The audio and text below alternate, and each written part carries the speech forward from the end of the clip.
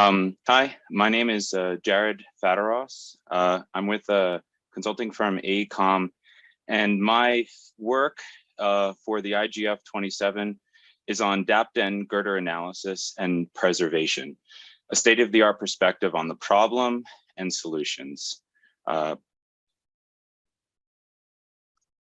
So first, the abstract is based on inspection, load rating, and rehabilitation of dapped end concrete girders for in-service bridges. This discussion is based on analysis, instrumentation, and the validity of proof load testing, retrofit for the shear strengthening improvement, with a focus on the interface discontinuity between new and existing concrete. And this has basically been uplifted by field work done by my firm with bridge inspectors in the US, engineering analysis by peers here and abroad. And I just wanted to acknowledge US, Italian, and global researchers, academics, developers, inspectors, and engineers who have contributed to this body of work. Many papers from many different countries are looking at the same issue. But I'll start with the fundamentals and use the US code that has lots of ties to the transportation Euro code and other codes abroad. We all know a classic hundreds, if not thousands year old corbel condition, be it on Parthenon or on buildings, parking lots, or bridges. They can act as in-span hinges, inverted T's, but the common feature of this structural element is the nib point, where you have a re-entrant and a stress concentration where your change of shear force is greatly increased by an either sudden increase or decrease of section. In this case, a decrease. The paper that was inspiring a lot of the conversation in the US on this was written by IGF, citation below left, and the Italian road bridges in the past, I think 8 years that have had issues with collapse. I believe 3 to 4 of them have had what we would call Gerber saddles, in-span hinges, or dapped ends.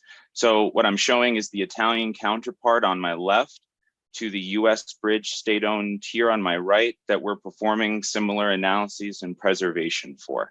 From a fracture mechanics standpoint, we'll obviously start to focus in a little bit more on the analysis and the mechanisms of the steel and concrete, and that can't be done without strut and tie analysis. So here, the point is that the research right now on strut and tie models for this type of structure is very much dependent on the rebar detailing. As you can see on the right, depending on your rebar detailing, which varies much like a custom tool, it's really not done uniformly. And the analysis that engineers and researchers have to perform is laborious, detailed, and not necessarily simple. And we're here to talk about the simplicity of something that is complex and demystifying it and making it common knowledge so that we know how to fix this problem. So these models follow a crack pattern that is observed in the field. As we look at field studies of crack patterns, codes prior to the 1969 era, we're not looking at each of these crack conditions shown on my left. And a lot of the under designs took place in the mid 60s, whereas the concrete code increased its understanding, which was again probably fueled by those in fracture mechanics and understanding multi-modes of failure and damage and how that propagates, along with the exposure of rebar that's obviously packly tight in these locations. So we'll touch on durability in a moment, but the key aspect of this point is both the analysis and the crack mapping come together in research now, where our field studies, instrumentation, and physical representation of the overstresses in concrete that is largely put in tension around that nib point where the rebar yields slightly, it becomes an entrance point for salt impregnation, for sulfides, and just for general durability concerns that then compound itself with the overstresses. So the crack is essentially an open wound. If you put salt in that open wound, that wound won't heal, even if you put a Band-Aid over it, which is getting to sort of an FRP point in a moment. So additionally, there's something in the code that I really want to bring up as well for this research community, is when you look at the horizontal forces on a corbel, most codes only require the design be checked for 20% of its total vertical load.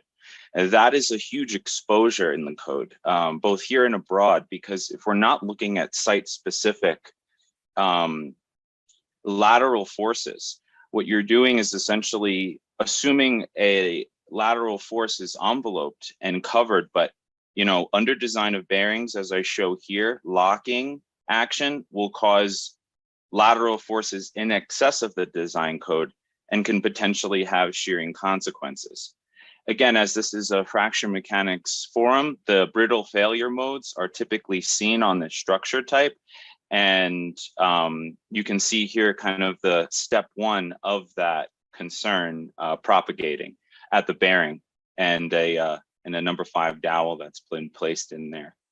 So we also look at these field conditions from an instrumentation and proof load approach. Even within our firm, we have folks that look at the rehabilitation from an inspection standpoint, from an engineering analysis standpoint, but also from an instrumentation standpoint. And the instrumentation and proof load testing on these beams do sometimes show a greater shear capacity than our analyses show. So we're talking 10 to 20% greater, or sometimes more if they're, as you can see here, you have diaphragms that kind of add to the overall structural system redundancy. Some bridges have them, some bridges don't. And the non-standard nature of these, including the pre-stressing forces, which are present in some members and some have none. So, no two are exactly alike except for the common midpoint and the diagonal tensions that are experienced at that point, which are our fracture and failure concerns in brittle modes. Again, a direct citation from the IGF last year brings up that major points of shear reinforcement in precast beams are not enough to ensure a category 3 bridge classification. So categorizing our bridges for either lateral or importance factors, if we don't understand that this element is complex, undercoding these bridge elements as something that looks simple, but actually contains lots of internal complexities and load paths is something that ultimately leads to a misunderstanding by lots of bridge owners. And by the time you have a bridge owner, that they need to understand how to maintain their home, so to speak, right? So repairs have been performed. We looked at repair recommendations such as fiber reinforced polymers and other wraps on the external and post tensioning, and all of these either had constraints due to the truck loading on top. You can't fit a bolt on top of the bridge deck like you can on, say, a parking lot or building. And also noting from the Italian example here that the bridge that was retrofit with FRP actually had a sudden failure was a direct correlation to the detail 2 shown on the bottom right here, where we considered it a limitation and constraint in our design and ultimately did not go with that. So, that research jumped overseas and definitely inspired us to think twice about a pure FRP solution for a low posted bridge. Here, the modes of fracture and the brittle failure are shown in a sort of classic finite element model, and principal stresses, as you can see, most importantly, are diagonal at the midpoint. That prying action pulls apart the concrete, as you can see, and fails it as it widens and opens. So when that happens suddenly, though there are internal bars that provide redundancy, overall, that is not how we model typically for the secondary bars, and I want to bring up that major point of limitation.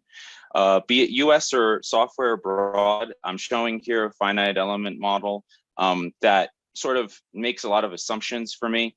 It's what bridge engineers use to kind of crank through the dozens and dozens of analyses we have to do in a day and a week, and very quota based. So I'm showing here, like, for instance, the Dapped end point is supposed to come up.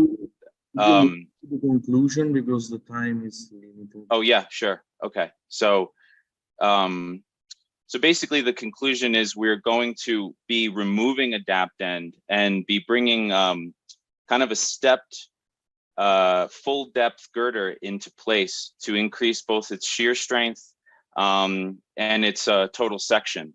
Durability concerns that are addressed here are items such as crack repair and link slab, and I'll post this presentation after. Sorry if that went over. If there's any questions, go ahead.